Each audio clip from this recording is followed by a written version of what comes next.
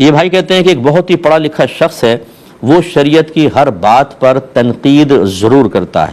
اس کا اصول یہ ہے کہ جو میری عقل میں نہیں آئے گا میں اس کو نہیں مانوں گا۔ لہذا وہ کہتا ہے کہ جیسے وہ حضرت سلیمان علیہ السلام نے اپنے دربار میں تخت منگوایا تو ایک لمحے میں تخت کیسے آ سکتا ہے؟ یہ نہیں ہو سکتا۔ ایسی نبی کریم نے چاند کے 2 ٹکڑے کیے، یہ کیسے ہو سکتا ہے زمین پہ کھڑے ہو کے 2 ٹکڑے کرے؟ تو یہ کہتے ہیں کہ گویا کہ وہ قرآن ہو یا حدیث، جب تک اس کی عقل میں کوئی بات نہیں آتی وہ انکار کر دیتا ہے۔ کیا حکم شرع ہوگا؟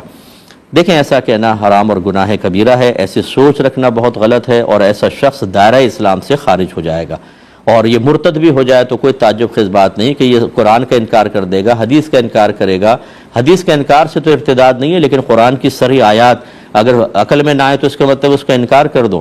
سب سے پہلے غور وہ خود کر لے، اس طرح کے جتنے بھی ہوشیار لوگ بیٹھے ہیں، کہ کیا اللہ تبارک و تعالیٰ کی ذات اور صفات آپ کی سمجھ میں آ سکتی ہیں؟ کہ ایک رب ہے ہمارا، اس کو کسی نے پیدا نہیں کیا، وہ ہمیشہ سے ہے، اور اس کے علم اور قدرت سے کوئی چیز باہر نہیں، ہر ایک کو ہر وقت وہ ملاحظہ فرما رہا ہے، کوئی اس کی نگاہوں سے اوجھل نہیں ہوتا۔ آپ ذرا غور کر لیں، اللہ کی ذات و صفات پہ وہ عقل میں نہیں آتا تو کہ اللہ کے وجود کا انکار کریں گے؟ تو بہرحال بالکل غلط ہے۔